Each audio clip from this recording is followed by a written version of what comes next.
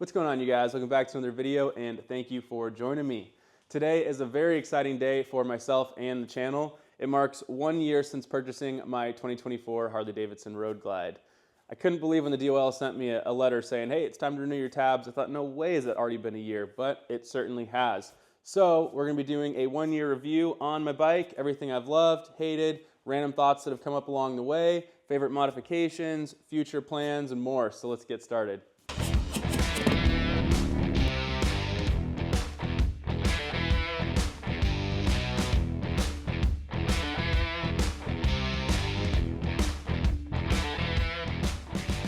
Okay, so before we get started here, I want to say sorry for not getting a video out last week. I do have the goal of getting a video out weekly to you guys all year, but I did have a bunch going on right after the holidays. Yeah, my birthday, January 17th. I was doing a bunch of shop organization. The shop looks great. Maybe you saw the changes to the workbench where we now have some totes under there, so that's nice for kind of cleaning up the backdrop for videos for you guys. And then I took a few days of overtime on the boat. Harley parts aren't cheap, so you know, when they call, I take it. So, but anyways, we're back to it here, and today we are going to be taking the bike out of the garage. I have not ridden it in about a week.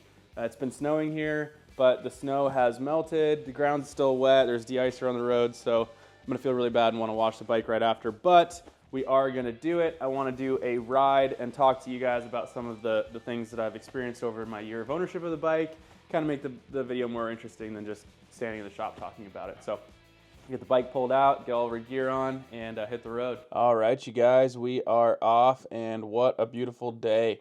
No snow on the roads. We do have that de-icer and some sand, but no big deal. We'll wash the bike up, and it'll be good as new. It's only about 39 degrees, so it's actually a little bit warmer than I expected. Last week when I was riding home from work, I got a wild hair and decided to ride my bike to work one day. Ended up being 26 degrees riding home in the morning, so that was about my limit. I was in icy fog, and it was just pretty freaking miserable. So, but it's no big deal. Today we have our heated gear. It's on full blast. I'm rocking the Gerbing 12-volt heated gloves, heated jacket with my first manufacturing leather jacket over the top with the quilted liner, and then down below we've got the Gerbing 12-volt heated pants and some waterproof Irish setters. Those things have been really good to me in keeping my feet warm and dry while riding the bike. I've had them for years. So I think we'll head up the hill here and see if we end up finding snow on the roads. Up the hill here usually gets a lot of snow. It's a little bit higher elevation, and we're heading west towards the Olympic Mountains, so it tends to drop off in temperature a little bit, but really, really nice scenic roads, not too many people, so that's always a good thing, but there is always some gravel. So anyways, enough about the road conditions and the weather. Let's get into this 1 year review of my 2024 Harley Davidson Road Glide. First thing I want to say right out of the gate is I have absolutely loved this motorcycle. I know that I have released videos in the past that may lead my viewership to believe that I have an overall negative experience with the motorcycle, but that really could not be further from the truth. This bike has brought me so many smiles per mile. It has been a blast to work on, to make videos for you guys, to ride in different environments, totally opening up a new world of motorcycling for me. And I have really cherished that. And I will dive into those within this video. I'll also speak on a lot of positive experiences that I've had with it, some fun trips, future plans, so on and so forth. But for now, I think I want to start from the top with purchasing the motorcycle and go from there. So on January 30th, I received word from Jaden over at Destination Harley Davidson that their box truck was arriving with the first set of 2024 bikes arriving at the dealership, and that was a very exciting day for us all. I know, when we saw the release in mid-January and we finally knew what the new 24 model year was bringing, we were all very excited. So first thing I did was shoot right on over to Harley Davidson, and the first bike that I actually swung my leg over out of the about 10 bikes they had sitting out back that had just been unloaded from the truck was this white Onyx 2024 Road Glide. Originally, this was not the color that I wanted. I actually wanted a billiard gray with black, but that was the only color that didn't show up, and it ended up being a good thing because I ended up getting a bike that matches my Denali, matches my BMW, matches my personality, looks really good on camera, and I've really enjoyed the color scheme as I've built the bike out. So I'm very happy with the color choice, and I have my girlfriend to thank for that because she did convince me to end up going with the white. Anyways, so I sat on the bike, and right off the bat, I could tell how much lighter it was than the previous Rushmore models. It's crazy to me that they only knocked off about 20 pounds from these bikes, but where they knocked the weight off really made the difference. They switched to aluminum triple trees, and I know they did a few other things as well. I don't know to the full extent, so I'm not going to try to BS you guys on that. I originally test rode a 23 ST with my buddy Dan, and we actually test rode lowrider STs as well. I didn't really like the lowrider ST personally. I think if I did the right things to it, I would enjoy owning one, but right out of the box, it wasn't for me. I was much more sold on the Road Glide. And I was actually going to purchase a 23 ST or a 24 ST if there was not a model change, but here we are, and I'm very happy that this did go this way because this bike is a game changer compared to those bikes. I don't mean to put anybody down that has one. I really am sure that you guys enjoy it, and I know that they're a fantastic machine as well. They definitely have some strong points, probably even over these 24s, but these bikes handle completely differently than those ones did. So keep that in mind if you're considering purchasing a new touring bike. Expect to be pleasantly surprised at how well an over 800-pound machine can handle.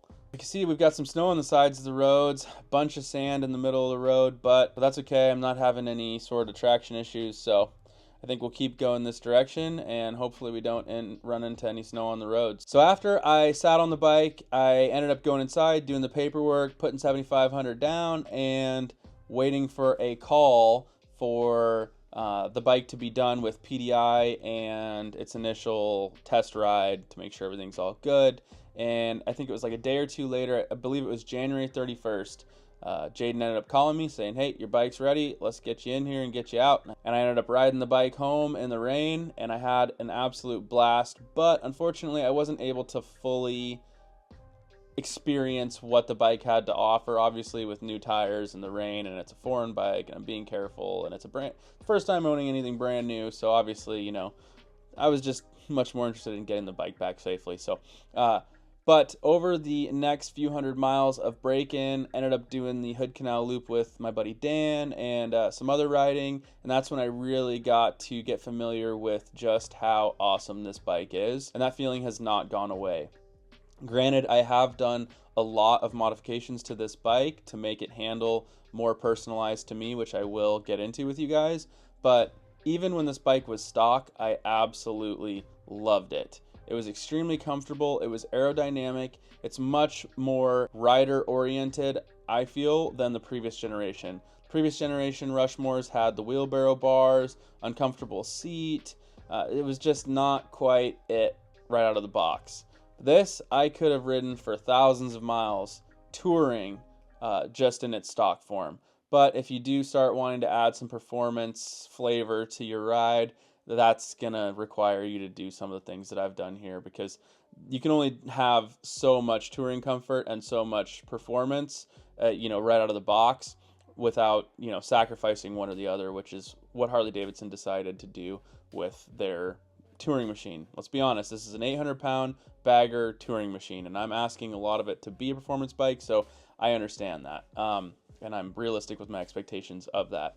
And honestly, my expectations have been surpassed in pretty much every way. So, getting into some of the modifications that I did with the bike pretty much soon after purchasing it, kind of in chronological order as best as I can remember. And some of the biggest ones, I would say, that really made the biggest difference would be starting out, ended up putting T-bars on the bike. The stock bars, as I said, were a major upgrade over the previous model, but they did still have all of that flex from those soft rubber bushings that are really good at vibration dampening for long touring rides, but obviously not so good for performance handling.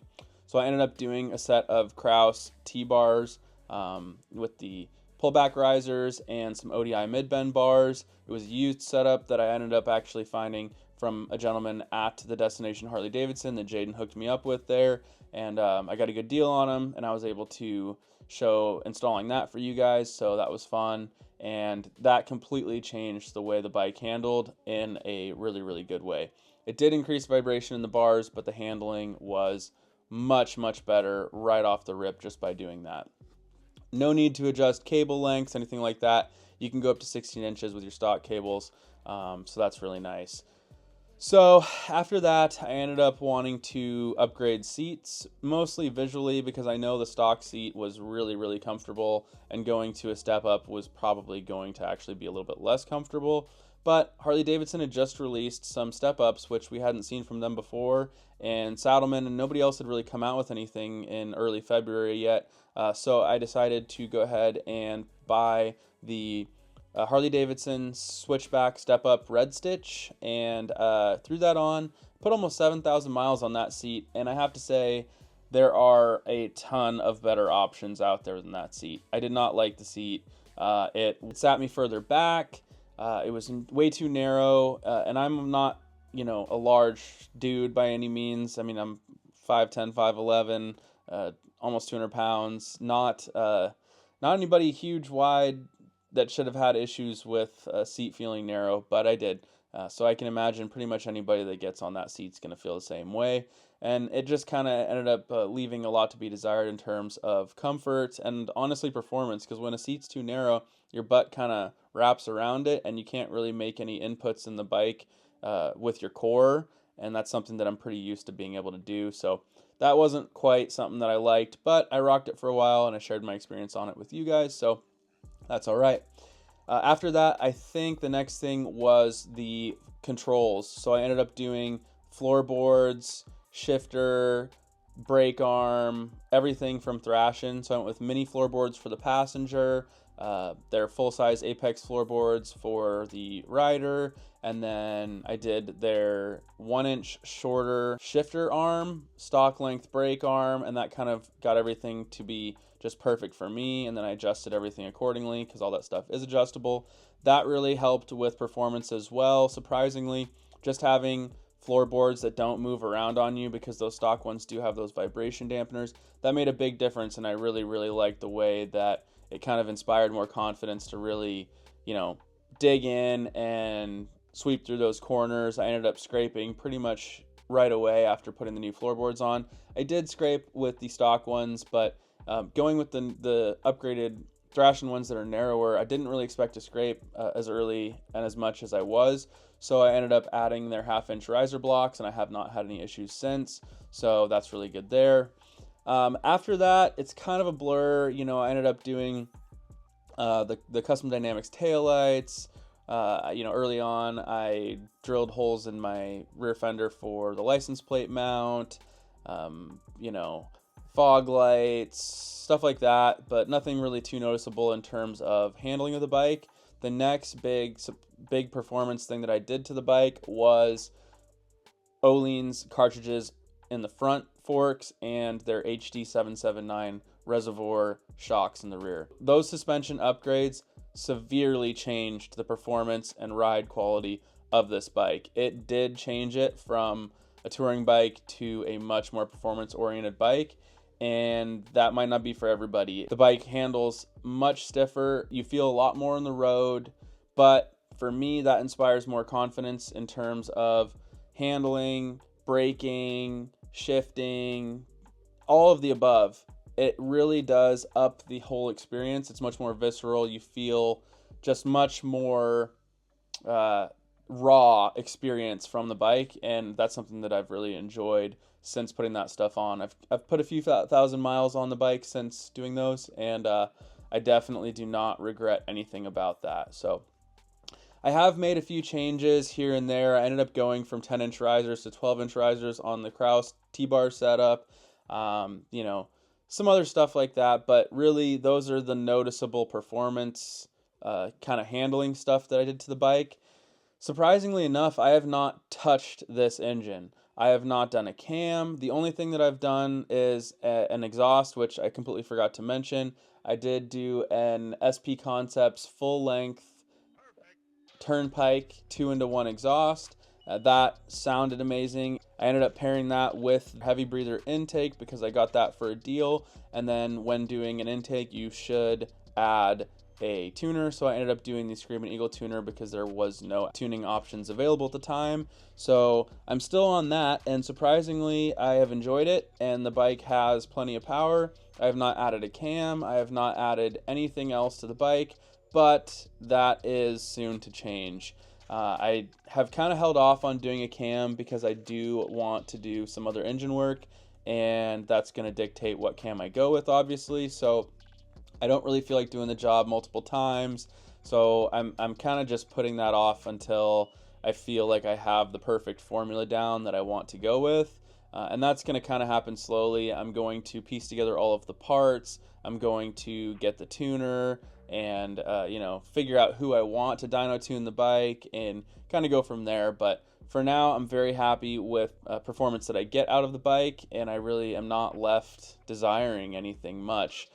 Braking could be a little bit better, and I do have new brake rotors on the way, and along with a new set of wheels and tires, which are obviously going to up that performance quite a bit with a much better tire situation. So I'm looking forward to those. They're the Metzler Cruise Techs, pretty grippy, so that should be fun.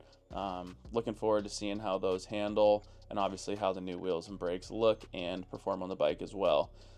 So that's pretty much the meat and potatoes of the performance stuff that I've done to the bike. In terms of aesthetics, I welded up and filled all of the holes in the rear fender when I added the Custom Dynamics tail lights. I've done some paint match work. I have a bunch more paint match work to do. I ended up building my own tour pack harness because there wasn't one available at the time.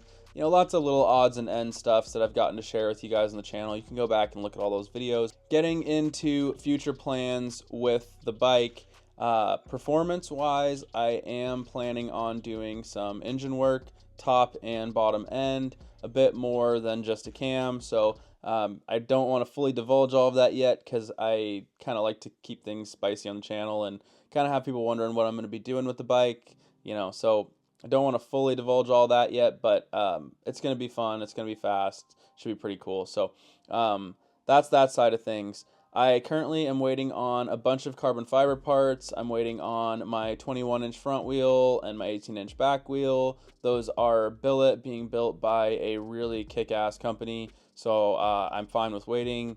They say they should be done soon, so I hope that they are. But, we've got tires on deck waiting to go. We've got new TPMS sensors. Harley Davidson's ready for me whenever to drop that stuff off to get the tires put on. So, yeah, I'm ready to do the thing. So that's going to be coming soon for the bike, as well as I have the Color Right paint match. So I'm going to be paint matching up the rear fender that's currently on the bike, my tour pack that you've seen in other videos, some other pieces, some odds and ends I'm going to have powder coated. So that's going to all kind of bring the final product of the bike together, at least for now, until I get bored and decide to change things up again, which will inevitably happen. So for now, those are some of the future plans. I think now is as good a time as any to switch gears to some of the negatives that I have experienced during my ownership of this motorcycle. You've seen some of the videos, I'm sure. I did have some gripes about early on ownership of this motorcycle. Before even getting to 1,000 miles, I had an issue where I got off of work after being at work for almost 12 hours, and I was at a ferry trying to catch that to get home, and the ferry went to load, went to fire my bike up, and it just would not start. It would crank and crank and crank, no start. So that was not fun. Ended up watching the boat leave without me at 11 o'clock at night, and then ended up having to ride around on I-5 in the dark, in the wet. It sucked. It really put a bad taste in my mouth. I think I had like 650 miles. I did make a video about that as well, and that was disheartening. You start to lose trust in your touring machine, which is supposed to be capable of going cross country, and so definitely wasn't the best experience, but software updates ended up solving all of my issues. I ended up having an electrical issue where my bike ended up shutting off on the highway on me on my way to work, and it was not the best experience, right? Having your motorcycle, your new motorcycle, shut down on you on the highway out of the blue with no warning is pretty scary, right? I had to pull the clutch in, rear wheel pretty much locked up.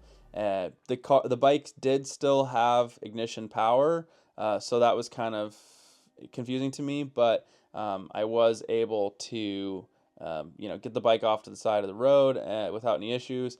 Ended up pulling the 50 amp fuse, putting it back in, and waited a few minutes, and the bike didn't start, and then I kept trying, and then randomly it did start, and that was kind of a doozy. So didn't love that. I did end up having the bike serviced by Harley Davidson after having it shut down on me on the highway. They did spend a few hours trying to diagnose the issue, and it was determined that there was a short to ground in my main wiring harness, so they ended up reaching out to Harley Davidson corporate. Corporate told them just put a new harness on the bike, so they ordered a new harness, installed it, made sure there were no chafe points, and I believe that they ended up sending my harness back to Harley Davidson, which would have been where Harley Davidson would have found the chafe point. And having spoken to a few other people who had the same issue, they would have sent their harness off as well, and Harley Davidson inspected them, finding that all of them had the same chafe point, which I believe resulted in the recall that we all know for all of the 24 touring models, which was that short in that little electrical connector pigtail, and the fix was the zip tie or replacing that little pigtail section and then zip tying it up out of the way. So that's my assumption based on the symptoms that were reported and symptoms that I dealt with, but there's no way to know for sure. Obviously I could eventually maybe talk to someone high up at corporate and maybe I'll get the scoop a little bit more, but for now that's my thought process on all of that. The other major issue that I have had with this motorcycle, which has been extremely frustrating because it is so intermittent like a lot of electrical issues are, is Skyline OS software issues on this infotainment. I have had so many issues with my phone not pairing, with my speakers not playing any music, with the infotainment system freezing, taking minutes to boot up when you first turn the ignition on. Just really frustrating stuff that you don't expect to see from a 2024 anything vehicle, right? We've had CarPlay and 12-inch touchscreens in cars and trucks now for 10 years, so you'd expect to have maybe a little bit more fluid system right off the bat, but Harley Davidson has released updates along the way which have improved the overall experience quite a bit. So that's something that I can thankfully say is in the past. And speaking of those updates, the latest update that they offered was for flash drive, and you only needed a second flash drive. So going forward, if you are up to date with your updates, you will now be able to do all of your updates to the bike via Wi-Fi. So you won't have to do the USB thing anymore, which I think is a pretty sweet improvement. So that's nice. Now I should also mention that the BCM and the ECM are separate on these motorcycles. So the infotainment is run by the BCM, the body control module. So if you ever have an issue where your infotainment isn't booting up and you're thinking, wow, my bike's just bricked, this is horrible, your bike will still run off of the ECM with none of this infotainment stuff working. So just know that it never really affected the riding aspect of my motorcycle. It was really just more frustrating. It would be circumstances where my speakers would work when I'd leave the house with Dan. We'd stop at the gas station, turn the bikes off, fuel up, go to leave, ignition on. Now my speaker's not working. Hey Dan, gotta pull the main fuse, wait 5 minutes, put it back in. Okay, we can go. My speakers work again. Not stuff that you love dealing with a new bike. Quirks are for 20-year-old stuff, European cars like my BMW, right? It's not what you expect from American made and brand new. So those are some of the issues that I dealt with, but that's pretty much it. Other than that, it has been smooth sailing, and those are all issues that I have not dealt with for quite some time, and I really do think are issues of the past. I think that the growing pains are over for these new model bikes. I'm optimistic that going forward, these bikes will be trouble-free for the majority of the owners of these bikes. We have not really seen many mechanical failures. It's usually just been stupid software stuff that has been rectified rather quickly. So that's my thoughts and experiences on where we sit with these bikes.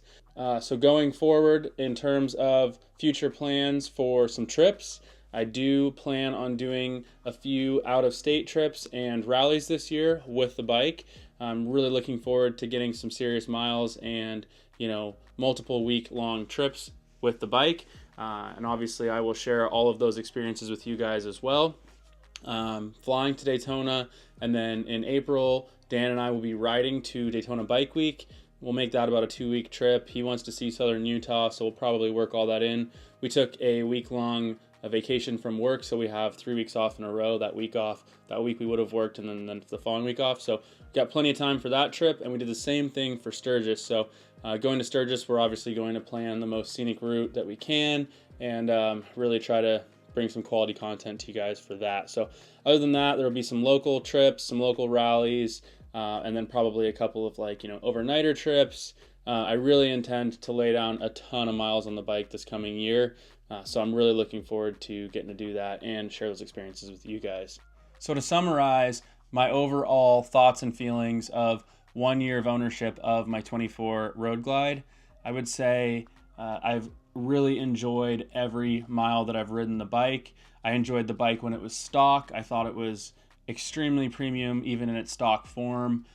Great for touring. All of the modifications that I've done, or at least most of them, have been a personal preference to move it more towards a performance touring motorcycle, and I really feel like it's on its way there. I'm really happy with its current form. I do enjoy all of these transitions and evolutions along the way. I like sharing them with you guys. It's really just a fun experience, and I think anyone who purchases one of these motorcycles will see exactly what I mean. Just enjoying the process and all the fun places it can take you, and all the cool people that I've met on the channel through it. And I really just have been blessed with this entire experience. So I would not change anything about it. I thank you all for sticking with me so far. And we've got a lot more going on this year, and we're going to keep this thing rolling. So we're going to be going across the Tahuya River here, which comes into the mouth of the canal. A lot of these little bridges and creeks that run into the canal here, really cool spots. Makes for good photo ops, and it actually looks like the parking lot over here is, it's covered in snow. So I think what we'll do is hit these twisties here, and then we'll flip around and get back in that lot, take some pictures in the snow, because I think that'd be kind of cool.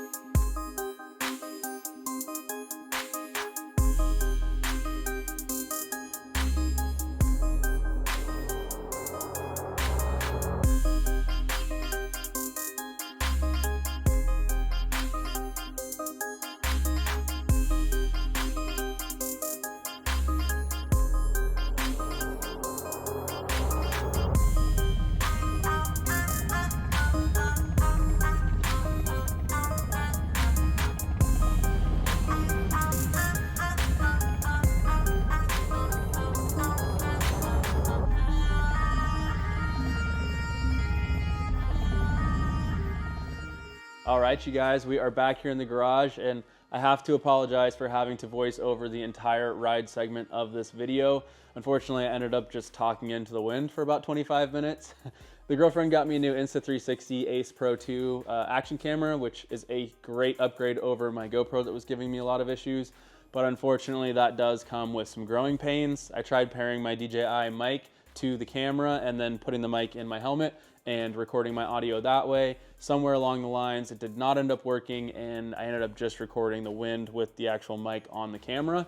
So hopefully we'll be able to improve upon that. Also, I am shooting everything in log on that camera and on my Insta360. I'm hoping that that's going to lead to much more uniform looking ride content. Log is basically shooting in almost black and white, and then in the post-edit process, you color grade everything in. That can make for a much better picture quality.